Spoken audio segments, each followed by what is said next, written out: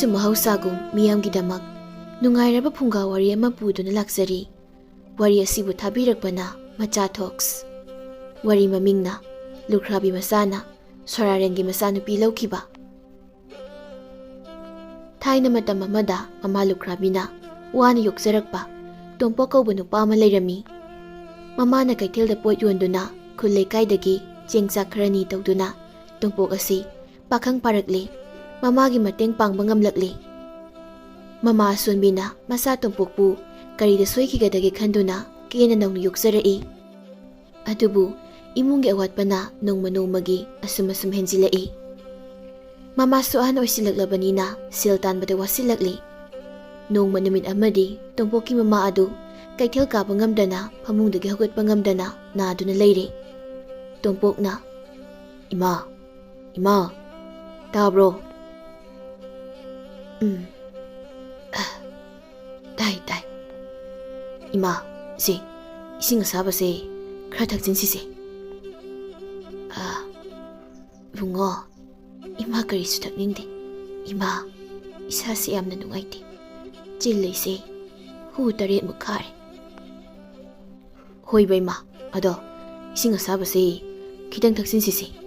ꯀꯔꯤꯝꯇ ꯆꯥ ꯊꯛꯇ꯭ꯔꯕꯗꯤ ꯏꯃꯥꯒꯤ ꯏꯁꯥꯗꯣ ꯀꯃꯥꯏ ꯀꯟꯈꯠꯂꯛꯀꯅꯤ?" ꯇꯣꯝꯄꯣꯛꯅ ꯃꯃꯥꯕꯨ ꯀꯣꯟꯈꯠꯄꯤꯗꯨꯅ ꯐꯝꯍꯜꯂꯤ. ꯑꯗꯨꯒ ꯏꯁꯤꯡ ꯑꯁꯥꯕꯗꯨ ꯄꯤꯊꯛꯏ. "ꯏꯃꯥ ꯑꯣꯛꯑꯦ." "ꯏꯃꯥ, ꯑꯗꯨꯗꯤ ꯉꯥꯏꯍꯥꯛ ꯄꯣꯊꯥꯁꯤ ꯇꯞꯅ."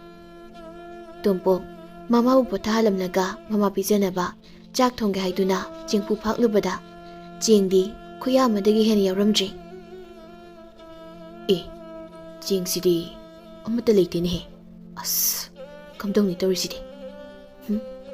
ꯉꯁꯤꯒꯤꯗꯤ ꯏꯃꯥꯒꯤ ꯂꯩꯔꯤꯕ ꯈꯔꯁꯦ ꯊꯣꯡꯕꯤꯔꯒ ꯄꯤꯖꯈ꯭ꯔꯒꯦ. ꯑꯩꯗꯤ ꯏꯁꯤꯡ ꯊꯛꯄ꯭ꯔ ꯀꯩꯅꯣ ꯇꯧꯔꯒ ꯉꯁꯤꯒꯤ ꯈꯥꯡꯉꯒꯦ." ꯑꯁꯨꯝꯅ ꯇꯣꯝꯄꯣꯛꯅ ꯌꯥꯝꯅ ꯋꯥꯅ ꯃꯩ ꯀꯥꯝꯈꯠꯇꯨꯅ ꯊꯣꯡꯂꯒ ꯃꯃꯥꯕꯨ ꯆꯥꯛ ꯏꯟꯕꯤꯗꯨꯅ ꯄꯤꯖꯔꯦ. ꯅꯨꯡꯊꯤꯜ ꯋꯥꯏꯔꯝꯗꯨ ꯃꯃꯥꯗ ꯉꯥꯏꯍꯥꯛꯇꯪ ꯂꯩꯔꯝꯃꯨ ꯍꯥꯏꯔꯝꯂꯒ ꯊꯕꯛ ꯊꯤꯕ ꯁꯨꯝ ꯊꯣꯛꯂꯛꯏ. "ꯍꯣꯔꯦꯟꯗꯤ ꯆꯦꯡ ꯑꯝꯇ ꯂꯩꯍꯧꯗꯦ. ꯏꯃꯥꯁꯦ ꯆꯥꯛ ꯄꯤꯖꯗꯕꯗꯤ ꯌꯥꯔꯣꯏꯁꯦ. ꯀꯔꯤ ꯊꯕꯛꯅꯣ ꯑꯩꯅ ꯍꯧꯖꯤꯛ ꯊꯤꯔꯨꯗꯣꯏꯁꯤꯕꯣ?" ꯇꯣꯝꯄꯣꯛꯅ ꯑꯔꯥꯛ ꯃꯤꯁꯤꯡꯗ ꯏꯃꯥ ꯃꯁꯥ ꯉꯝꯍꯧꯗꯦ, ꯊꯕꯛ ꯈꯤꯇ ꯄꯤꯕꯤꯌꯨ ꯍꯥꯏꯗꯨꯅ ꯀꯣꯏꯇꯥꯟ ꯇꯥꯟꯅꯩ. "ꯏꯅꯦ, ꯊꯕꯛ ꯂꯩꯔꯗꯤ ꯈꯤꯇ ꯄꯤꯕꯤꯌꯨꯕ. ꯏꯃꯥꯁꯨ ꯃꯁꯥ ꯉꯝꯍꯧꯗꯦ, ꯆꯦꯡ ꯑꯝꯇ ꯂꯩꯍꯧꯗꯦ. ꯏꯅꯦ." "ꯏꯕꯨꯡꯉꯣ, ꯏꯅꯦ ꯍꯣꯏꯁꯨ ꯁꯦꯟ ꯄꯥꯏꯕ ꯏꯃꯨꯡ ꯅꯠꯇꯦꯅꯦ. ꯅꯄꯥꯡꯒꯜ ꯑꯗꯨꯛ ꯐꯔꯤꯗꯨꯕꯨ ꯍꯤꯗꯤꯡꯒ ꯂꯂꯣꯟꯕ꯭ꯔꯥ, ꯂꯪꯐꯩꯗꯔꯥ ꯁꯦꯟ ꯇꯥꯟꯕ ꯆꯠꯂꯨꯅꯦ. ꯑꯩꯒꯤ ꯏꯆꯥꯁꯤꯡꯁꯨ ꯑꯗꯨꯝꯅ ꯆꯠꯂꯤꯕ ꯉꯥꯛꯇꯅꯤ." ꯇꯣꯝꯄꯣꯛꯅ ꯈꯨꯝꯕ ꯅꯪꯍꯧꯗ꯭ꯔꯤꯉꯩ ꯍꯅꯨꯕꯤꯗꯨ ꯑꯃꯨꯛ ꯄ꯭ꯔꯞ ꯊꯨꯅ ꯑꯃꯨꯛ ꯆꯠꯈ꯭ꯔꯦ. ꯇꯥꯟꯖꯥꯗꯨꯗ ꯃꯇꯩ ꯃꯅꯥꯎ ꯑꯅꯤꯈꯛ ꯂꯥꯛꯄ ꯎꯕꯗꯨꯗ ꯇꯣꯝꯄꯣꯛꯅ ꯆꯪꯁꯤꯟꯗꯨꯅ, "ꯇꯥꯗ, ꯊꯕꯛꯀ ꯂꯩꯔꯕꯗꯤ ꯈꯤꯇ ꯁꯨꯍꯟꯕꯤꯌꯨ. ꯑꯩꯁꯤ ꯌꯨꯝꯗ ꯏꯃꯥꯁꯨ ꯅꯥꯍꯧꯔꯤ. ꯆꯦꯡ ꯂꯩꯅꯤꯡꯉꯥꯏꯒꯤ ꯁꯦꯜ ꯑꯃꯠꯇ ꯂꯩꯇꯗꯅ ꯇꯧꯕꯅꯤ." ꯃꯇꯩ ꯃꯅꯥꯎ ꯑꯗꯨꯅ ꯇꯣꯝꯄꯣꯛꯀꯤ ꯃꯇꯧ ꯑꯗꯨꯗ ꯅꯨꯡꯉꯥꯏꯇ꯭ꯔꯗꯨꯅ ꯇꯣꯝꯄꯣꯛꯄꯨ ꯃꯈꯣꯏꯒꯤ ꯃꯌꯨꯝꯗ ꯄꯨꯔꯝꯃꯤ. "ꯏꯕꯨꯡꯉꯣ, ꯌꯦꯡꯉꯨ ꯇꯨ, ꯁꯪꯒꯣꯏꯒꯤ ꯃꯆꯤꯗ ꯄꯩꯔꯤꯕ ꯁꯤꯡꯁꯦ ꯅꯪꯅ ꯈꯔ ꯈꯥꯏꯗꯣꯛꯄꯤꯔꯝꯃꯨ. ꯑꯋꯥꯃꯟ ꯃꯇꯤꯛ ꯆꯥꯅ ꯄꯤꯒꯦ." ꯇꯣꯝꯄꯣꯛꯁꯨ ꯊꯕꯛ ꯑꯃꯗꯤ ꯂꯩꯔꯤ. ꯃꯃꯥ ꯑꯅꯥꯕꯤꯗꯨ ꯅꯨꯃꯤꯗꯥꯡ ꯆꯔꯥ ꯍꯦꯜꯂꯔꯣꯏ ꯈꯟꯕꯗ ꯃꯊ꯭ꯋꯥꯏ ꯅꯨꯡꯉꯥꯏꯖꯔꯝꯃꯤ. ꯁꯪꯒꯣꯏꯗ ꯂꯩꯔꯤꯕ ꯁꯤꯡꯁꯤꯡꯗꯨ ꯇꯣꯝꯄꯣꯛꯅ ꯂꯣꯏꯅ ꯈꯥꯏꯗꯣꯛꯂꯤ. ꯍꯨꯃꯥꯡꯅꯁꯨ ꯄꯨꯡꯂꯨꯞ ꯂꯨꯞꯂꯤ. ꯇꯣꯝꯄꯣꯛ ꯋꯥꯕꯅꯁꯨ ꯂꯣꯏꯔꯤ, ꯏꯁꯤꯡ ꯈꯧꯔꯥꯡꯕꯅꯁꯨ ꯂꯣꯏꯔꯤ. ꯌꯨꯝꯒꯤ ꯃꯤ ꯑꯃꯗ ꯏꯁꯤꯡ ꯈꯖꯤꯛꯇ ꯊꯛꯆꯒꯦ ꯍꯥꯏꯗꯨꯅ ꯀꯣꯏꯌꯦꯡ ꯌꯦꯡꯂꯛꯏ. ꯑꯗꯨꯕꯨ ꯌꯨꯝ ꯑꯗꯨꯒꯤ ꯃꯄꯥꯟꯗꯗꯤ ꯀꯅꯥꯁꯨ ꯂꯩꯕ ꯎꯗ꯭ꯔꯤ. ꯇꯣꯝꯄꯣꯛꯁꯨ ꯉꯥꯏꯍꯥꯛ ꯄꯣꯊꯥꯔꯒ ꯏꯁꯤꯡ ꯈꯧꯔꯥꯡꯅ ꯑꯗꯨꯝ ꯁꯤꯡꯗꯨ ꯂꯣꯏꯅ ꯈꯥꯏꯗꯣꯛꯂꯤ. ꯅꯨꯃꯤꯠꯅ ꯈꯔ ꯂꯩꯊꯔꯛꯄꯒ ꯉꯁꯥꯏꯒꯤ ꯅꯨꯄꯥ ꯑꯗꯨꯒꯤ ꯅꯨꯄꯤꯗꯨ ꯊꯣꯔꯛꯇꯨꯅ ꯇꯣꯝꯄꯣꯛꯇ ꯏꯁꯤꯡ ꯈꯨꯖꯥꯏ ꯑꯃ ꯄꯤꯔꯔꯤ. ꯆꯥꯛꯀ ꯂꯥꯝꯕꯒ ꯏꯁꯤꯡꯒ ꯉꯁꯥꯏꯗꯒꯤ ꯈꯧꯔꯥꯡꯕꯒ ꯇꯣꯝꯄꯣꯛ ꯏꯁꯤꯡ ꯈꯨꯖꯥꯏ ꯑꯗꯨ ꯂꯦꯞꯇꯅ ꯂꯣꯏꯅ ꯊꯛꯇꯣꯛꯂꯤ. "ꯏꯕꯨꯡꯉꯣ, ꯑꯩꯗꯤ ꯉꯥꯏꯍꯥꯛ ꯀꯥꯎꯊꯣꯛꯂꯨꯔꯦ. ꯅꯪ ꯁꯥꯎꯅꯨꯀꯣ. ꯏꯁꯤꯡ ꯊꯛꯎ. ꯑꯊꯨꯝꯕ ꯍꯥꯎꯅꯤ ꯁꯤꯅ. ꯆꯥꯎꯁꯦ." "ꯌꯥꯔꯅꯤ ꯏꯇꯩꯃ." "ꯆꯥꯎ, ꯏꯀꯥꯏꯔꯨꯅꯣ. ꯅꯪꯅ ꯏꯃꯥ ꯅꯥꯏ ꯍꯥꯏꯕꯗꯨꯕꯨ ꯀꯔꯤ ꯑꯣꯏꯅ ꯉꯝꯗꯕꯅꯣ?" "ꯑꯔꯨꯝ ꯍꯧꯕꯅꯤ ꯏꯇꯩꯃ." "ꯑꯣ, ꯐꯔꯦ. ꯅꯪꯁꯨ ꯊꯦꯡꯂꯦ, ꯍꯟꯅꯕ ꯇꯧꯔꯣ. ꯅꯪꯒꯤ ꯀꯔꯤꯅꯣ ꯑꯩꯁꯨ ꯈꯔ ꯄꯤꯔꯒꯦ. ꯅꯪ ꯁꯤꯗ ꯂꯩꯔꯝꯃꯨꯀꯣ." ꯑꯁꯤ ꯍꯥꯏꯗꯨꯅ ꯅꯨꯄꯤ ꯑꯗꯨꯅ ꯏꯃꯨꯡꯗ ꯆꯪꯈ꯭ꯔꯒ ꯑꯊꯨꯝ ꯑꯍꯥꯎ ꯍꯩꯔꯥ ꯈꯔ ꯃꯅꯥ ꯃꯁꯤꯡ ꯈꯔ ꯆꯦꯡ ꯆꯥꯛ ꯈꯔ ꯑꯃꯗꯤ ꯁꯦꯜ ꯈꯔ ꯄꯨꯊꯣꯔꯛꯇꯨꯅ ꯇꯣꯝꯄꯣꯛꯇ ꯄꯤꯔꯤ꯫ ꯁꯦ ꯁꯤꯅ ꯅꯪꯒꯤ ꯑꯋꯥꯃꯜ ꯏꯕꯨꯡꯉꯣ ꯄꯥꯏꯁꯜꯂꯨ꯫ ꯃꯌꯥꯝꯗꯨ ꯎꯕꯗ ꯇꯣꯝꯄꯣꯛ ꯄꯨꯡꯉꯛꯉꯛꯂꯤ꯫ ꯇꯣꯝꯄꯣꯛ ꯏꯀꯥꯏꯕꯒ ꯍꯔꯥꯎꯕꯒꯅ ꯄꯥꯗꯨꯅ ꯇꯞꯅ ꯂꯧꯁꯤꯜꯂꯤ꯫ ꯇꯣꯝꯄꯣꯛ ꯃꯆꯤꯟꯗ ꯃꯨꯔꯨꯝ ꯃꯨꯔꯨꯝ ꯁꯣꯜꯂꯤ꯫ ꯏꯁ ꯗꯥꯎ ꯌꯥꯍꯦ ꯉꯁꯤꯗꯤ, ꯃꯁꯤꯒꯤꯁꯤꯡꯁꯤꯅ ꯏꯃꯥ ꯏꯆꯥ ꯅꯨꯃꯤꯠ ꯍꯨꯝꯅꯤ ꯃꯔꯤꯅꯤꯗꯤ ꯆꯥꯅꯕ ꯌꯥꯔꯅꯤ꯫ ꯑꯁꯤ ꯈꯟꯗꯨꯅ ꯇꯣꯝꯄꯣꯛ ꯃꯇꯩ ꯃꯅꯥꯎ ꯑꯅꯤꯕꯨ ꯍꯟꯅ ꯊꯥꯒꯠꯂꯝꯗꯨꯅ ꯃꯌꯨꯝ ꯃꯀꯩ ꯄꯥꯡꯂꯛꯂꯤ꯫ ꯇꯣꯝꯄꯣꯛ ꯃꯌꯨꯝ ꯍꯦꯛ ꯌꯧꯕꯒ ꯏꯔꯨ ꯃꯥꯏꯊꯖꯔꯒ ꯅꯨꯃꯤꯗꯥꯡꯒꯤ ꯃꯃꯥꯒ ꯃꯥꯒꯒꯤ ꯆꯥꯛ ꯏꯁꯤꯡ ꯊꯣꯡꯒꯠꯈ꯭ꯔꯦ꯫ ꯑꯁꯨꯝꯅ ꯃꯃꯥꯕꯨ ꯆꯥꯛ ꯈꯔ ꯏꯟꯕꯤꯔꯝꯂꯒ ꯃꯥꯁꯨ ꯃꯕꯨꯛ ꯊꯟꯅ ꯆꯥꯗꯨꯅ ꯅꯨꯃꯤꯠꯇꯨꯃꯗꯤ ꯋꯥꯕꯅ ꯐꯃꯨꯡꯗ ꯍꯦꯛ ꯇꯥꯕꯒ ꯇꯨꯝꯊꯈ꯭ꯔꯦ꯫ ꯍꯨꯝꯅꯤ ꯁꯨꯕ ꯅꯨꯃꯤꯠꯇ ꯃꯃꯥꯗꯨ ꯅꯥꯕ ꯈꯔ ꯐꯒꯠꯂꯛꯂꯤ꯫ ꯇꯣꯝꯄꯣꯛꯁꯨ ꯃꯃꯥꯅ ꯁꯨꯝ ꯀꯩꯊꯦꯜ ꯀꯥꯗꯨꯅ ꯃꯈꯣꯏ ꯑꯅꯤꯒꯤ ꯆꯔꯥ ꯃꯦꯟꯗꯨꯅ ꯂꯩꯔꯕꯗꯤ ꯌꯥꯔꯔꯣꯏ, ꯃꯃꯥꯁꯤ ꯁꯣꯟꯖꯤꯜꯂꯛꯂꯤ, ꯑꯗꯨꯅ ꯃꯥꯕꯨ ꯄꯣꯊꯥꯍꯜꯂꯒ ꯃꯥꯅ ꯑꯣꯏꯅ ꯊꯕꯛ ꯁꯨꯔꯒꯦ ꯍꯥꯏꯅ ꯈꯜꯂꯝꯃꯤ꯫ ꯑꯗꯨꯕꯨ ꯁꯨꯅꯤꯡꯉꯥꯏ ꯊꯕꯛꯇꯤ ꯑꯃꯠꯇ ꯂꯩꯔꯝꯗꯦ꯫ ꯀꯩ ꯊꯕꯛꯅꯣ ꯑꯩꯅ ꯍꯧꯖꯤꯛ ꯁꯨꯗꯧꯔꯤꯁꯤꯕꯣ? ꯃꯤꯒꯤꯗ ꯆꯠꯇꯨꯅ ꯊꯕꯛ ꯁꯨꯕ ꯍꯥꯏꯁꯤꯗꯤ ꯂꯩꯔꯒ ꯁꯨꯕ, ꯂꯩꯇ꯭ꯔꯒ ꯇꯣꯛꯄꯅꯤ꯫ ꯃꯥꯅ ꯑꯁꯨꯝ ꯁꯨꯃꯥꯡꯒꯤ ꯎꯈꯣꯡꯗ ꯉꯥꯗꯨꯅ ꯋꯥꯈꯜ ꯇꯧꯔꯤꯉꯩꯗ ꯅꯍꯥꯟ ꯃꯉꯣꯟꯗ ꯍꯤꯗꯤꯡꯒ ꯂꯂꯣꯟꯕ ꯆꯠꯂꯨ ꯍꯥꯏꯗꯨꯅ ꯍꯥꯏꯔꯝꯕ ꯍꯅꯨꯕꯤꯗꯨꯒꯤ ꯋꯥꯗꯨ ꯈꯪꯅꯤꯡ ꯅꯤꯡꯁꯤꯡꯂꯛꯏ꯫ ꯂꯩꯔꯤ ꯊꯕꯛ ꯂꯩꯔꯤ, ꯊꯕꯛ ꯂꯩꯔꯤ꯫ ꯏꯃꯥ ꯇꯥꯕ꯭ꯔꯣ? ꯀꯔꯤ ꯇꯧꯔꯒꯦ ꯏꯕꯨꯡꯉꯣ? ꯅꯪꯅ ꯏꯃꯥꯕꯨ ꯂꯥꯛꯇꯅ ꯀꯧꯔꯤꯁꯤꯕꯣ? ꯏꯃꯥ ꯁꯨꯛ ꯅꯛꯅ ꯂꯩꯔꯤꯁꯤꯗꯤ, ꯏꯃꯥ ꯇꯥꯏꯅꯦ꯫ ꯏꯃꯥ, ꯑꯩꯈꯣꯏꯒꯤ ꯄꯥꯕꯨꯡꯒꯤ ꯃꯅꯥꯎ ꯅꯨꯄꯥ ꯈꯨꯔꯥ ꯃꯆꯥꯅ ꯃꯥꯒꯤ ꯍꯤꯗꯤꯡꯒ ꯂꯂꯣꯟꯕ ꯆꯠꯄꯗꯣ ꯑꯩꯁꯨ ꯈꯔ ꯌꯥꯎꯒꯦ ꯍꯥꯏꯕꯤꯌꯨ꯫ ꯀꯔꯤꯅꯣ ꯏꯃꯥꯒꯤ ꯏꯕꯨꯡꯉꯣ ꯅꯪꯅ ꯍꯥꯏꯔꯤꯕꯁꯤꯕꯣ? ꯑꯁꯨꯛ ꯋꯥꯈ꯭ꯔꯕ ꯊꯕꯛꯇꯨꯕꯨ ꯏꯆꯥꯅ ꯀꯃꯥꯏꯅ ꯇꯧꯗꯣꯏꯅꯣ? ꯇꯨꯝꯐꯝ ꯆꯥꯐꯝꯒꯅꯦ ꯈꯪꯕ ꯊꯕꯛ ꯅꯠꯇꯦꯀꯣ꯫ ꯅꯠꯇꯦ, ꯅꯪꯕꯨ ꯀꯅꯥꯅ ꯏꯟꯁꯤꯜꯂꯛꯂꯤꯕꯅꯣ? ꯀꯅꯥꯅꯁꯨ ꯏꯟꯁꯤꯜꯂꯛꯇꯦ ꯏꯃꯥ. ꯏꯃꯥꯁꯨ ꯑꯍꯟ ꯑꯣꯏꯁꯤꯜꯂꯛꯂꯤ, ꯑꯗꯨꯅ ꯏꯃꯨꯡꯁꯦ ꯁꯦꯜ ꯇꯥꯟꯕꯁꯨ ꯑꯩꯅ ꯇꯥꯜꯂꯒꯦ ꯏꯃꯥ. ꯅꯆꯥꯅ ꯍꯥꯏꯔꯤꯁꯦ ꯌꯥꯗ ꯌꯥꯔꯣꯏꯀꯣ? ꯍꯥꯏꯕꯤꯔꯨꯗꯤ ꯌꯥꯔꯣꯏꯀꯣ ꯏꯃꯥꯏꯗꯤ? ꯃꯁꯥꯒꯤ ꯅꯤꯡꯉꯥꯏꯗꯒꯤ ꯎꯄꯥꯏ ꯂꯩꯇ꯭ꯔꯗꯨꯅ ꯃꯃꯥꯗꯨ ꯇꯣꯝꯄꯣꯛꯀꯤ ꯈꯨꯔꯥ ꯃꯆꯥ ꯍꯣꯏꯒꯤ ꯃꯌꯨꯝꯗ ꯅꯨꯡꯊꯤꯜ ꯂꯥꯛꯂꯦ, ꯑꯗꯨꯒ ꯇꯣꯝꯄꯣꯛꯄꯨ ꯍꯤꯗꯤꯡꯒ ꯂꯂꯣꯟꯕ ꯆꯠꯄꯗ ꯈꯔ ꯌꯥꯎꯍꯟꯕꯤꯌꯨ ꯍꯥꯏꯗꯨꯅ ꯍꯥꯏꯅꯔꯨꯔꯤ꯫ ꯑꯁ ꯇꯦꯃꯥ, ꯌꯥꯝꯅ ꯋꯥꯕ ꯊꯕꯛꯅꯤꯗ. ꯇꯣꯝꯄꯣꯛꯅ ꯉꯝꯃꯣꯏ. ꯑꯗꯨꯒꯤꯁꯨ ꯃꯊꯛꯇ ꯍꯤ ꯍꯣꯟꯕꯁꯨ ꯃꯥꯗꯤ ꯍꯩꯔꯣꯏ. ꯆꯥꯔꯝ ꯊꯛꯂꯝ ꯇꯨꯝꯐꯝ ꯆꯥꯐꯝꯁꯨ ꯑꯃꯗ ꯈꯪꯂꯣꯏ. ꯌꯥꯝ ꯋꯥꯒꯅꯤ. ꯑꯉꯥꯡꯅꯤꯅ ꯄꯉꯥꯡ ꯉꯥꯡꯖꯔꯤꯅꯤ. ꯑꯗꯨꯅꯤ ꯑꯩꯅ ꯃꯉꯣꯟꯗ ꯍꯥꯏꯔꯤꯕꯁꯤꯁꯨ. ꯑꯗꯨꯕꯨꯅꯤ ꯏꯕꯨꯡꯉꯣ, ꯃꯥꯅ ꯌꯥꯕ ꯀꯧꯕ ꯂꯩꯇ꯭ꯔꯦ.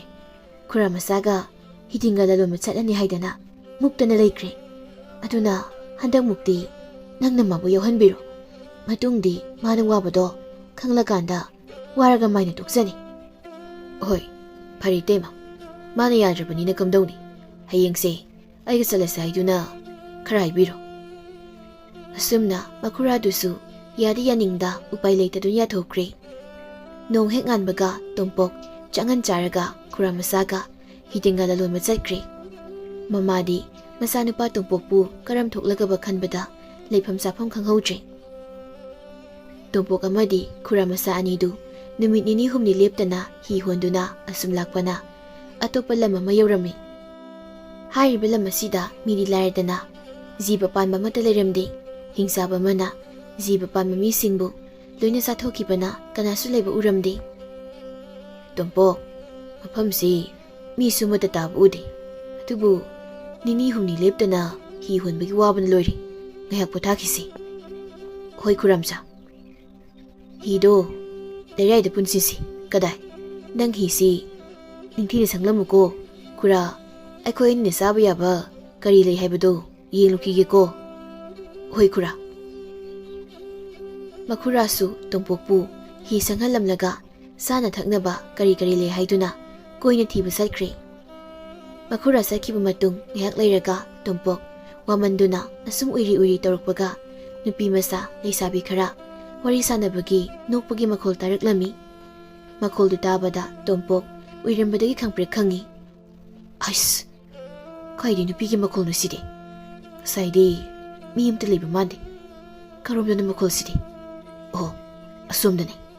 ꯇꯣꯝꯄꯣꯛꯅ ꯍꯤꯗꯒꯤ ꯀꯥꯈꯠꯇꯨꯅ Koyang yengbada laptakna masak matau fajakrabi nupi leisabi ani phak amada phaminaduna noknoktuna wari sanaribadu Tumpokna uri. Ais, kanagi masasino onthokna fajakreda. Kanano karino karaidagino amukta sangsinduna hangnukigi masiri. Adubu Tumpok lakpu ubada leisabi nupi anidu phak aduda phamlambadagi swai launa khangmangmang thokri. Madu ubada Tumpok pungangakri. Makoy anina ngasay phamlamba sanagi phak adudi adumakta adun lehorami. Tumpok na sangsinduna sanagi phak adu paikhattuna koyeng asum yenglingayda makhurasu chana thaknaba khara makuta paiduna puraklami. Bungo, Tumpok, kaidawre? I, karaidagi sanagi phakno nangna pairibadudi. Khura, sumdawbani. Khurana sakringayda mafam asida masak matau yamna phajabi leisabi ani khak phak asida phamduna wari sadun lerami. Aduda aina kanano karino hangge haiduna changchilubada makoy anidi mangthokri. Phaksi matang tadun lehori. Phare. Makoy anido soidana heloi oiramba tare. Makoyna lamana sagi awabadu ubidana sanagi phakado soidana thambiram oiramgani. Hojikti lamana sagi awaba soidana koklani. Bungo, adudi Khurana purakliba sanabasingse sathoklaga Khuraga halasi. Lao lao. Khuramcha, aidi makoy anido mira natraga laira haiba chapsabi ma khangri phawdi yumda halarage Khuramcha. Hai bungo nupa masa adumna tawnu ko nang itay mana mathwai wagani ko phatte ko tawganoi bungo.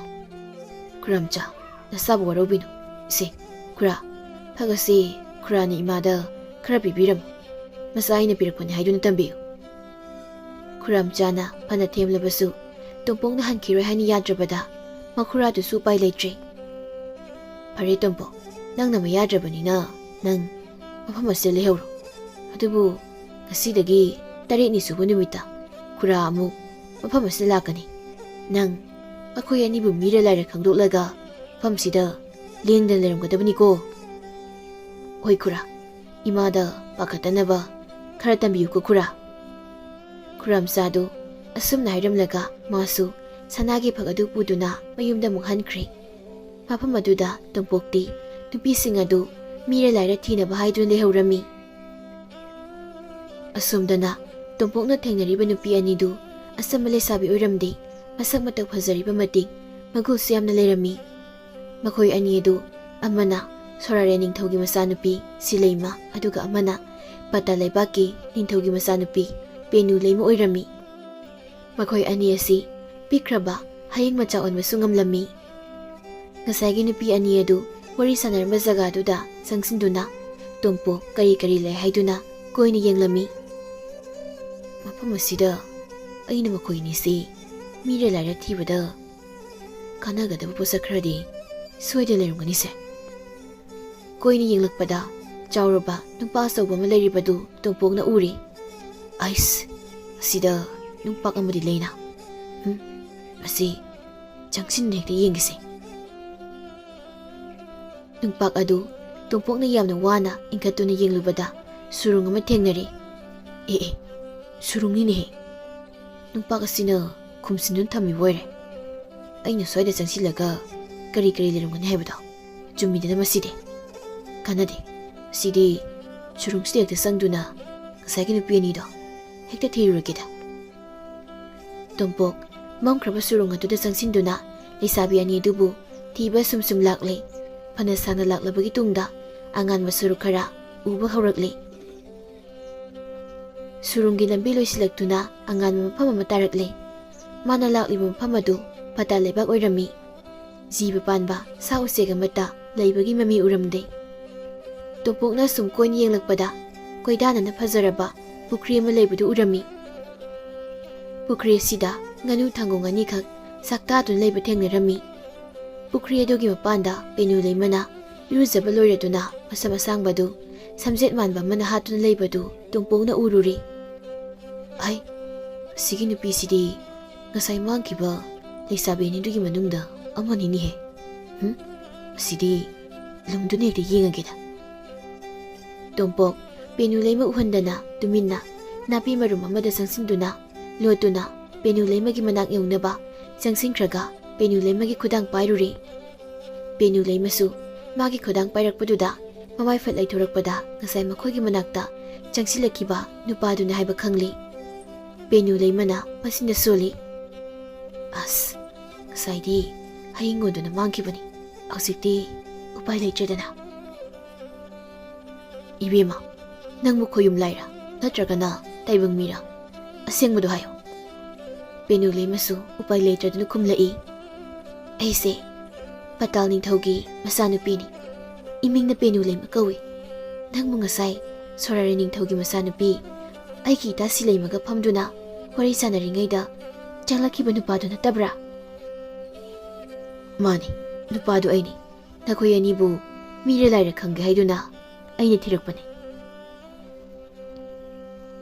Phare hausikti asengmadu khanglabanina yumda hankro yengo mafam asida aina tana Siba panba mata leitribasi Hoini aisu khalibani kariginu sibo mi sanga ama thek leibu ude sumdobani aigi ima ipa isini na lebak asigi sanga mioi pumba loina tumna sikrabani phatkhidraba kalabi hingsabi mana tumna sathokre aduna nangsu mafam asida koina leibe yade hausik mada Masinjak thibu sakri nang halauro mana halaktringaida natrabadi kudong thiba soidan tarani Penu Leima aigi nangbu ubada pungaw ngawkrabani aduna ai nangbu yumda pudana di halaroi sigira sangira iraiba oizarage ai halaroi na lepe Penu Leima na phana chalo haiduna talabasu chalo yatrabada Penu Leima su upai leitraduna yari tanjaduda chawraba Phatrabi hingsabidusu ngangduna pairakpagi makhol arapadagi tarai madu tabada Tompok mapana takpiramba leiwa adu sonduna masapu munanthabaga khudakta sanaga hing ondu leikri Penu Leimana Tompokna onba sanaga hingdu leibagdagi lukhatuna magi masada tunghanduna thamli aduga mayum yongnaba kana selakli hingsabidusu mayum yoroktuna mana pharakpa samulam sadu Leimaida domlauna thadarai Misa saningi minam namida Misa saningida Penu Leimana Iben mafamse leiriba mi dei idomtani ibena saninglaga aibu hek sathokpiro Ihe Isu nuksibibudi karigi Ibena saruni ha Ibena purakpa samuse Asi oina iben sarage ko Asi hairaga hingsabiduna samu adu loina maya asawbuduna setuna sathokli Nonganbaga hingsabidu machinjak thiba mu paikre hingsabi hek chakhibaga Tompoksu sanaga hing olambadagi taibang mi amu thorakli Tompok hingsabi si leitringaida aikhoini chilhorase Lao, Turo Ngaiko Penu Leima Aikhoini sengkrabadi hingsabi sina maning tamhaurani Nangi namanda pahatkiba hingsabi se Nangbu laman kumduna Magisu matwai laukisi Aduga aikhoini sensi Penu Leima su Mama mapahatkibagi misaktuna Tompok na haribadu yari Adubu Chawkraba hingsabi se Aikhoy nina karamna hatkani Adugidi waruno Horen hingsabina masinjak thiba halakpada nang kapsino Mana themlaklasu nang yaruno Mana kari tawre hanglakpada ibenadi aibu pokpa imaipa lebaki mipum kuding loina sathokpikre aduna haying ibena sikradi ei kanaga lehuni iben aidi am kizei hairaga kapsino Tompokna Penu Leimada mana tawgadaba singadu loina takpiri hingsabi adusu ngayak leiraga ngarang ngangduna pairakpagi makhol tarakpaga Tompoksu hanagum sanagi haying ondwe leikre Penu Leimasu sikraba mama mapabu kauduna kapsinarga leikre Ho ima ho papu Nasabu kanana sinaramge. Hoy ma. Hingsabi adu Penulay managkaputo tabadagi mana purak piroy adu. Laymay na tadaramlaga Penulay magi managtam na sanglai. Isubu kay daurage. Asuk thaway nungay ta nakaplamli basibo. Kari na ning tungdaba layre. Ibiyan da hayuse. Penulay madi kari sukum sinada. Higikap sinaduna layre. Hayma. Isubu asuk thaway nungay tribasibo. Kay daurage mi. Isubu san zaningbra. Ok zaningbra. Kari sasaningi. Ibiyan da hayuse.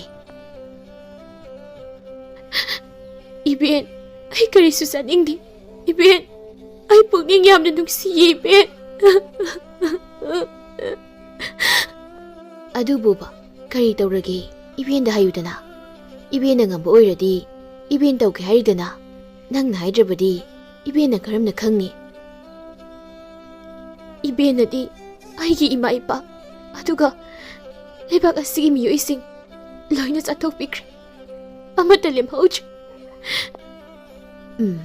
Adu kaidoraba. Hayuni hayuni. Ibendi. Ahal yam oiri. Yamna susole. Aidli sabi mapung pabada sungari. Nahayam na oiri. Iben na hayang sikinaki batukladi. Aidi domda karam na lehawni kanbada. Ayse. Pukning sumnung shirakta na. Kapini Iben. Ay yam na kiye kaluraga Iben. Ay domda laybi yam na kiye. Iben. Ay masusabiro ba? Ihe. Ang hawbi sidi. Adugi kabli oire. Chalo ni he. Ay di. Yam na lubaga madana. Pakalure. Sese. Adugi dine. Waga no si. Iben ne. Sungsi. Heksiroy ko. Isuga. Adam layga doyni. Kigano. Tasadi Iben. Iben na nansinti sinarini. Ay nungay na bahay sinarini. Miloy na sinari sibu. Asuk hal oiraba Iben. Nang masiroy kay na. Hay sinano Iben. Pare. Isu na doyo na tazadraba dine. Law. Iben take law. Isu taway nungay na ba? Isu na taza na ba? Iben take law. Hingsabi na Penulay mabu magikata puraklay. Yingo. Da theli ba? Tumba si ubra.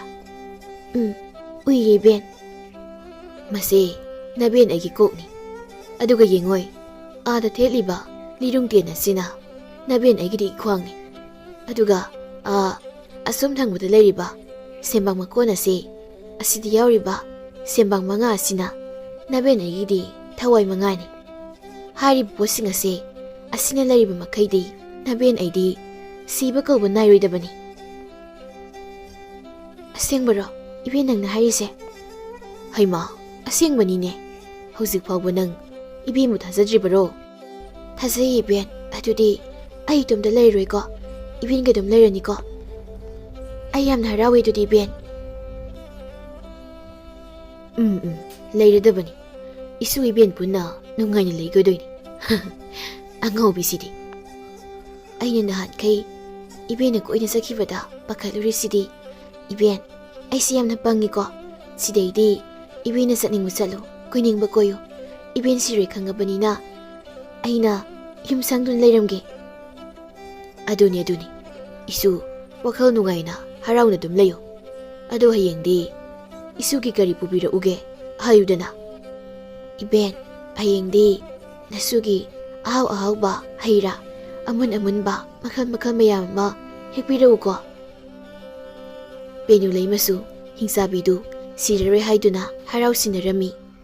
Numit tumadi, mas sumaben anidu, wariwatay kaya masana duna, haraw tumnakri.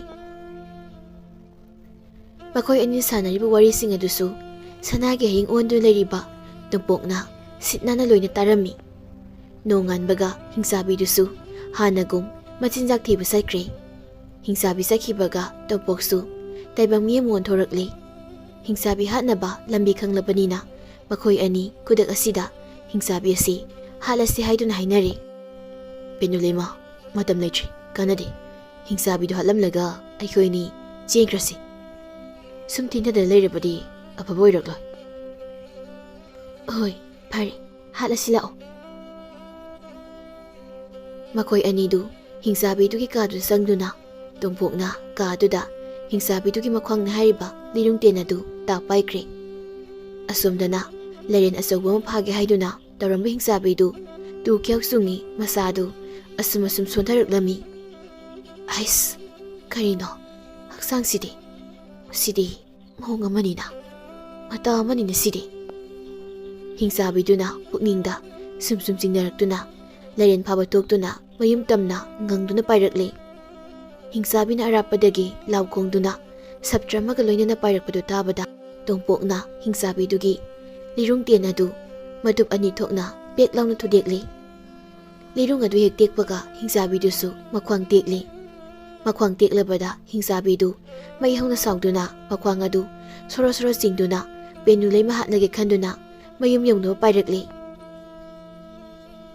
ꯑꯆꯠꯆꯥ ꯂꯥꯛꯆꯩꯗ ꯍꯩꯕꯨ ꯀꯌꯥꯗ ꯍꯩꯅ ꯂꯥꯛꯆꯔꯤꯕ ꯂꯩꯔꯝꯃꯨ ꯈꯪꯒꯅꯤ ꯃꯆꯦꯠ ꯁꯦꯠꯇꯨꯅ ꯍꯥꯠꯂꯒꯦꯗꯣ ꯃꯤꯅꯥꯏ ꯅꯨꯄꯤ꯫ ꯃꯥꯅ ꯃꯌꯨꯝ ꯌꯧꯒꯗꯕ ꯈꯖꯤꯛꯇ ꯍꯦꯛ ꯉꯥꯏꯕꯒ ꯇꯣꯝꯄꯣꯛꯅ ꯇꯨꯝꯕꯥ ꯑꯗꯨ ꯑꯃꯨꯛ ꯂꯧꯊꯗꯨꯅ ꯑꯃꯨꯛ ꯂꯩꯕꯥꯛꯇ ꯊꯥꯗꯔꯦ꯫ ꯇꯨꯝꯕꯥ ꯑꯗꯨ ꯂꯩꯃꯩꯗ ꯇꯥꯗꯨꯅ ꯍꯦꯛ ꯀꯥꯏꯈꯤꯕꯒ ꯉꯪꯗꯨꯅ ꯄꯥꯏꯔꯝꯕ ꯍꯤꯡꯆꯥꯕꯤꯗꯨꯁꯨ ꯆꯞ ꯃꯥꯟꯅꯅ ꯃꯀꯣꯛ ꯑꯗꯨ ꯀꯥꯏꯗꯨꯅ ꯂꯩꯃꯥꯏꯗ ꯇꯥꯔꯛꯂꯦ꯫ ꯁꯥꯎꯕꯅ ꯃꯩ ꯍꯧꯔꯕꯤ ꯍꯤꯡꯆꯥꯕꯤꯗꯨꯅ ꯁꯥꯡꯂꯕ ꯃꯈꯨꯠ ꯑꯅꯤꯗꯨꯅ ꯇꯣꯝꯄꯣꯛ ꯑꯃꯗꯤ ꯄꯦꯅꯨ ꯂꯩꯃ ꯍꯥꯠꯂꯒꯦ ꯍꯥꯏꯗꯨꯅ ꯃꯈꯨꯠ ꯇꯤꯡꯊꯣꯔꯛꯄꯗ ꯇꯣꯝꯄꯣꯛꯅ ꯁꯦꯝꯕꯥꯡ ꯃꯍꯨꯝꯗꯨꯗꯒꯤ ꯂꯧꯊꯗꯨꯅ ꯁꯦꯝꯕꯥꯡ ꯃꯍꯨꯝꯗ ꯌꯥꯎꯔꯤꯕ ꯁꯦꯝꯕꯥꯡ ꯃꯉꯥꯗꯨ ꯃꯈꯨꯠꯅ ꯄꯦꯠ ꯃꯦꯠꯈꯥꯏꯗꯨꯅ ꯂꯣꯏꯅ ꯍꯥꯠꯇꯣꯛꯂꯦ꯫ ꯍꯤꯡꯆꯥꯕꯤꯗꯨꯁꯨ ꯁꯦꯝꯕꯥꯡ ꯃꯉꯥꯗꯨ ꯍꯦꯛ ꯍꯥꯠꯈꯤꯕꯒ ꯈꯪꯂꯥꯎ ꯑꯃꯨꯛꯇꯪ ꯂꯧꯔꯝꯂꯒ ꯏ ꯑꯣꯗꯨꯅ ꯈꯨꯗꯛꯇ ꯁꯤꯔꯦ꯫ ꯍꯤꯡꯆꯥꯕꯤ ꯁꯤꯔꯕꯗ ꯃꯈꯣꯏ ꯑꯅꯤ ꯍꯔꯥꯎꯃꯟꯗꯨꯅ ꯑꯃꯒ ꯀꯣꯟꯁꯤꯟꯅꯔꯝꯃꯤ꯫ ꯄꯦꯅꯨ ꯂꯩꯃ ꯍꯧꯖꯤꯛꯇꯤ ꯍꯤꯡꯆꯥꯕꯤꯁꯨ ꯁꯤꯔꯦ꯫ ꯅꯪꯒꯤ ꯏꯃꯥ ꯏꯄꯥ ꯑꯃꯗꯤ ꯂꯩꯕꯥꯛ ꯄ꯭ꯔꯖꯥꯒꯤ ꯂꯃꯟꯁꯨ ꯀꯨꯝꯂꯕꯅꯤꯅ ꯑꯩꯒ ꯆꯠꯂꯁꯤ ꯂꯥꯛꯑꯣ꯫ ꯉꯥꯏꯈꯣ ꯆꯠꯂꯁꯤ ꯑꯩꯒꯤ ꯏꯇꯥ ꯁꯤꯂꯩꯃꯕꯨ ꯑꯃꯨꯛꯇ ꯎꯅꯔꯝꯈꯤꯒꯦ꯫ ꯄꯦꯅꯨ ꯂꯩꯃ ꯄꯨꯈ꯭ꯔꯤꯗ ꯂꯩꯍꯧꯕ ꯉꯥꯅꯨ ꯊꯪꯒꯣꯡ ꯑꯅꯤꯗꯨ ꯀꯧꯗꯨꯅ ꯏꯇꯥ ꯑꯅꯤꯃꯛ ꯑꯩꯒꯤ ꯏꯇꯥ ꯁꯤꯂꯩꯃꯕꯨ ꯑꯃꯨꯛꯇ ꯑꯩꯒꯤ ꯅꯥꯛꯇ ꯀꯧꯕꯤꯔꯨꯆꯣꯕ꯫ ꯉꯥꯅꯨ ꯊꯪꯒꯣꯡ ꯑꯅꯤꯗꯨꯁꯨ ꯍꯔꯥꯎꯅ ꯁꯤꯂꯩꯃꯕꯨ ꯀꯧꯕ ꯆꯦꯟꯈ꯭ꯔꯦ꯫ ꯄꯦꯅꯨ ꯂꯩꯃꯒ ꯇꯣꯝꯄꯣꯛꯀꯁꯨ ꯁꯨꯔꯨꯡ ꯑꯗꯨꯒꯤ ꯃꯄꯥꯟꯗ ꯊꯣꯔꯛꯇꯨꯅ ꯄꯦꯅꯨ ꯂꯩꯃ ꯑꯃꯗꯤ ꯁꯤꯂꯩꯃꯅ ꯏꯍꯥꯟ ꯍꯥꯟꯅ ꯐꯝꯗꯨꯅ ꯋꯥꯔꯤ ꯁꯥꯟꯅꯔꯝꯕ ꯃꯐꯝ ꯑꯗꯨ ꯌꯧꯔꯦ꯫ ꯇꯣꯝꯄꯣꯛ ꯅꯪꯅ ꯑꯩꯕꯨ ꯂꯧꯒꯦ ꯍꯥꯏꯔꯕꯗꯤ ꯑꯩꯒꯤ ꯏꯇꯥ ꯁꯤꯂꯩꯃꯁꯨ ꯅꯪꯅ ꯂꯧꯒꯗꯕꯅꯤ꯫ ꯑꯩꯈꯣꯏ ꯑꯅꯤ ꯌꯨꯝ ꯄꯥꯟꯒꯨꯝꯁꯦ ꯍꯥꯏꯗꯨꯅ ꯋꯥꯁꯛꯅꯩ ꯑꯗꯨ ꯀꯔꯤꯒꯨꯝꯕ ꯄꯥꯟꯕ ꯇꯥꯔꯒꯅ ꯅꯨꯄꯥ ꯑꯃꯅ ꯄꯨꯟꯅ ꯂꯩꯃꯤꯟꯅꯁꯦ ꯍꯥꯏꯗꯨꯅ ꯍꯥꯏꯅꯈꯤꯕ ꯂꯩꯕ ꯃꯔꯝꯅ ꯅꯪꯅ ꯃꯥꯕꯨꯁꯨ ꯂꯧꯕꯤꯌꯨ꯫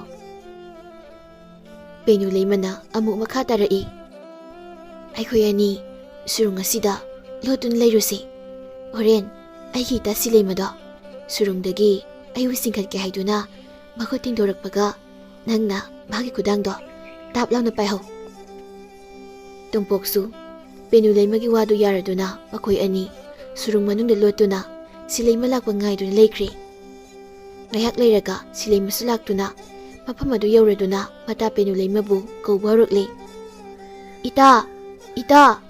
ꯏꯇꯥ ꯄꯦꯅꯨ ꯑꯩ ꯂꯥꯛꯏ ꯏꯇꯥ ꯑꯩ ꯁꯨꯔꯨꯡꯗꯒꯤ ꯀꯥꯈꯠꯄ ꯉꯝꯗ꯭ꯔꯤ ꯑꯩꯕꯨ ꯈꯨꯠ ꯄꯥꯏꯗꯨꯅ ꯈꯔ ꯆꯤꯡꯈꯠꯄꯤꯌꯨꯕ ꯏꯇꯥ꯫ ꯁꯤꯂꯩꯃꯅ ꯃꯈꯨꯠ ꯇꯤꯡꯊꯣꯔꯛꯇꯨꯅ ꯄꯦꯅꯨ ꯂꯩꯃꯕꯨ ꯍꯦꯛ ꯆꯤꯡꯈꯠꯀꯦ ꯇꯧꯕꯒ ꯇꯣꯝꯄꯣꯛꯅ ꯁꯤꯂꯩꯃꯒꯤ ꯃꯈꯨꯠꯇꯨ ꯇꯥꯞ ꯄꯥꯏꯗꯨꯅ ꯁꯨꯔꯨꯡꯒꯤ ꯃꯄꯥꯟꯗ ꯆꯣꯡꯊꯣꯔꯛꯏ꯫ ꯄꯦꯅꯨ ꯂꯩꯃꯁꯨ ꯃꯊꯛꯇ ꯇꯣꯝꯄꯣꯛꯀꯤ ꯃꯇꯨꯡ ꯏꯟꯅꯗꯨꯅ ꯀꯥꯈꯠꯂꯛꯂꯤ꯫ ꯊꯧꯗꯣꯛ ꯑꯗꯨ ꯎꯕꯗ ꯁꯤꯂꯩꯃꯗꯤ ꯉꯛꯄꯅ ꯈꯝ ꯊꯦꯡꯈ꯭ꯔꯦ꯫ ꯁꯤꯂꯩꯃꯅ ꯈꯪꯁꯥꯎ ꯁꯥꯎꯅ ꯏꯇꯥ ꯑꯩꯗꯤ ꯀꯝꯗꯧꯅꯤ ꯅꯨꯄꯥꯁꯤꯅ ꯑꯩꯒꯤ ꯈꯨꯗꯥꯡ ꯄꯥꯏꯈ꯭ꯔꯕꯅꯤꯅ ꯑꯩꯗꯤ ꯏꯄꯥ ꯁꯣꯔꯥꯔꯦꯟꯒꯤ ꯃꯅꯥꯛꯇ ꯆꯪꯕꯁꯨ ꯌꯥꯔꯔꯣꯏ ꯂꯩꯔꯝꯂꯦꯟꯗꯁꯨ ꯑꯩꯕꯨ ꯇꯤꯜꯍꯜꯂꯔꯣꯏ꯫ ꯏꯇꯥ ꯁꯥꯎꯒꯅꯨꯁꯦ ꯋꯥꯔꯨꯔꯅꯨ ꯃꯇꯝ ꯑꯃ ꯅꯪꯒ ꯑꯩꯒ ꯂꯨꯍꯣꯡꯕꯒꯤ ꯅꯨꯄꯥ ꯑꯃꯠꯇꯗ ꯄꯨꯟꯅ ꯍꯣꯡꯁꯦ ꯍꯥꯏꯅꯈꯤꯕꯗꯣ ꯃꯥꯡꯗ ꯂꯦꯞꯂꯤꯕ ꯅꯨꯄꯥꯁꯤꯅꯤ ꯃꯥꯒꯤ ꯃꯌꯨꯝꯗ ꯑꯩꯈꯣꯏ ꯑꯅꯤ ꯄꯨꯟꯅ ꯂꯩꯔꯨꯔꯁꯤ ꯏꯇꯥ꯫ ꯄꯦꯅꯨ ꯂꯩꯃꯒꯤ ꯋꯥꯗꯨ ꯁꯤꯂꯩꯃꯁꯨ ꯌꯥꯔꯦ꯫ ꯃꯈꯣꯏ ꯑꯍꯨꯝ ꯌꯥꯅꯗꯨꯅ ꯍꯔꯥꯎꯅ ꯂꯩꯔꯤꯉꯩ ꯍꯥꯏꯅꯈꯤꯕ ꯅꯨꯃꯤꯠ ꯁꯨꯔꯗꯨꯅ ꯃꯈꯨꯔꯥꯁꯨ ꯇꯣꯝꯄꯣꯛꯄꯨ ꯂꯧꯕ ꯂꯥꯛꯂꯦ꯫ ꯇꯣꯝꯄꯣꯛꯅ ꯃꯈꯨꯔꯥꯗ ꯊꯣꯛꯈꯤꯕ ꯊꯧꯗꯣꯛ ꯄꯨꯝꯕ ꯍꯧꯕꯗꯒꯤ ꯂꯣꯏꯕ ꯐꯥꯎꯕ ꯑꯃꯗ ꯆꯤꯊꯗꯅ ꯂꯣꯏꯅ ꯇꯝꯗꯨꯅ ꯇꯥꯍꯜꯂꯤ꯫ ꯐꯔꯦ ꯏꯕꯨꯡꯉꯣ ꯏꯇꯩꯃꯁꯨ ꯌꯨꯝꯗ ꯅꯪꯕꯨ ꯉꯥꯏꯍꯧꯔꯕꯅꯤ ꯂꯥꯛꯑꯣ ꯈꯨꯔꯥꯒ ꯆꯠꯂꯁꯤ꯫ ꯅꯨꯄꯤ ꯃꯆꯥ ꯅꯈꯣꯏ ꯑꯅꯤꯁꯨ ꯍꯤꯗ ꯀꯥꯔꯣ ꯂꯥꯛꯑꯣ꯫ ꯍꯣꯏ ꯈꯨꯔꯥ꯫ ꯃꯌꯨꯝ ꯌꯧꯔꯗꯨꯅ ꯈꯨꯔꯥ ꯃꯆꯥꯅ ꯃꯇꯩꯃꯕꯨ ꯀꯧꯊꯣꯛꯇꯨꯅ ꯃꯄꯥꯟꯗ ꯊꯣꯛꯍꯜꯂꯛꯏ꯫ ꯕꯨꯡꯉꯣ, ꯀꯩꯗꯧꯔꯒꯦ? ꯅꯪꯅ ꯀꯟꯅ ꯀꯧꯔꯤꯕꯗꯨꯕꯣ? ꯏꯆꯥ ꯇꯣꯝꯄꯣꯛꯇꯤ ꯀꯗꯥꯏ? ꯏꯇꯩꯃ, ꯇꯣꯝꯄꯣꯛꯁꯨ ꯂꯥꯛꯑꯦ, ꯇꯨ. ꯑꯗꯨꯒ ꯃꯥꯡꯗ ꯂꯦꯞꯂꯤꯕ ꯅꯨꯄꯤ ꯑꯅꯤꯁꯤꯅ ꯅꯃꯧ ꯅꯨꯄꯤ ꯑꯅꯤꯅꯤ. ꯃꯈꯣꯏ ꯑꯅꯤꯕꯨ ꯍꯔꯥꯎꯅ ꯏꯇꯩꯃꯅ ꯂꯧꯁꯤꯟꯕꯤꯌꯨ. ꯏꯇꯩꯃꯒꯤ ꯁꯦꯕꯥ ꯇꯧꯗꯨꯅ ꯉꯁꯤꯗꯒꯤ ꯅꯤꯡꯊꯤꯅ ꯂꯩꯃꯤꯟꯅꯔꯣ. ꯇꯣꯝꯄꯣꯛꯁꯨ ꯃꯃꯥꯕꯨ ꯈꯨꯔꯨꯝꯗꯨꯅ ꯍꯧꯈꯤꯕ ꯋꯥꯔꯤ ꯄꯨꯝꯕ ꯃꯃꯥꯗꯁꯨ ꯂꯣꯏꯅ ꯆꯤꯊꯗꯅ ꯇꯝꯂꯦ. ꯄꯦꯅꯨ ꯂꯩꯃ ꯑꯃꯗꯤ ꯁꯤꯂꯩꯃꯁꯨ ꯃꯅꯦꯝꯄꯣꯛꯄꯨ ꯈꯨꯔꯨꯝꯂꯦ. ꯌꯥꯔꯦ ꯌꯥꯔꯦ, ꯏꯆꯦꯁꯦ, ꯂꯥꯛꯑꯣ ꯂꯥꯛꯑꯣ. ꯏꯃꯥꯒ ꯌꯨꯝꯗ ꯆꯪꯂꯁꯤ. ꯍꯥꯎꯕ ꯍꯥꯎꯇꯕ ꯆꯥꯛ ꯆꯔꯥ ꯑꯃ ꯊꯣꯡꯂꯒ ꯑꯩꯈꯣꯏ ꯆꯥꯃꯤꯟꯅꯔꯨꯔꯁꯤ. ꯇꯣꯝꯄꯣꯛ, ꯄꯨꯈ꯭ꯔꯤꯗꯒꯤ ꯉꯥ ꯐꯥꯔꯨꯆꯣ. ꯈꯨꯔꯥꯝꯆꯥ ꯑꯩꯈꯣꯏ ꯃꯌꯥꯝ ꯉꯁꯤꯗꯤ ꯉꯥ ꯆꯥꯁꯤ. ꯇꯣꯝꯄꯣꯛꯅ, ꯍꯣꯏ ꯏꯃꯥ. ꯁꯤꯂꯩꯃꯒꯤ ꯇꯝꯐꯥ ꯈꯨꯗꯨꯞ ꯌꯥꯏꯑꯣꯏꯕ ꯃꯥꯅ ꯃꯈꯨꯠꯇ ꯑꯗꯨꯝ ꯁꯤꯖꯕ ꯑꯃ ꯄꯨꯔꯛꯏ. ꯃꯥꯅ ꯄꯨꯔꯛꯂꯤꯕ ꯈꯨꯗꯨꯞ ꯑꯗꯨꯒꯤ ꯃꯄꯥꯟꯗꯒꯤ ꯇꯣꯝꯄꯣꯛꯀꯤ ꯐꯖꯔꯕ ꯌꯨꯝ ꯑꯃ ꯁꯥꯔꯦ. ꯃꯈꯣꯏꯅ ꯁꯦꯠꯅ ꯏꯟꯅꯕ ꯐꯖꯔꯕ ꯐꯤꯔꯣꯜ, ꯁꯅꯥ ꯂꯨꯄꯥ, ꯃꯅꯤ ꯃꯨꯛꯇ, ꯑꯆꯥ ꯑꯊꯛ, ꯋꯥꯠꯇ ꯄꯥꯗꯅ ꯃꯅꯥꯏ ꯃꯁꯤꯟ ꯃꯌꯥꯝ ꯇꯧꯗꯨꯅ ꯃꯈꯣꯏ ꯄꯨꯟꯅ ꯅꯨꯡꯉꯥꯏꯅ ꯂꯩꯔꯛꯂꯤ. ꯑꯃꯗꯤ ꯃꯈꯣꯏꯕꯨ ꯀꯔꯤꯗ ꯁꯣꯏꯈꯤꯒꯗꯒꯦ ꯍꯥꯏꯗꯨꯅ ꯃꯇꯦꯡ ꯄꯥꯡꯖꯔꯛꯈꯤꯕ ꯈꯨꯔꯥꯝꯆꯥꯒꯤꯁꯨ ꯂꯩꯅꯕ ꯌꯨꯝ ꯁꯥꯕꯤꯗꯨꯅ ꯁꯅꯥ ꯂꯨꯄꯥ ꯈꯥꯎꯖꯥꯎ ꯈꯥꯎꯖꯥꯎ ꯄꯤꯗꯨꯅ ꯃꯥꯁꯨ ꯅꯨꯡꯉꯥꯏꯅ ꯃꯇꯨ ꯃꯆꯥꯁꯤꯡꯒ ꯂꯩꯈꯤꯔꯝꯃꯤ.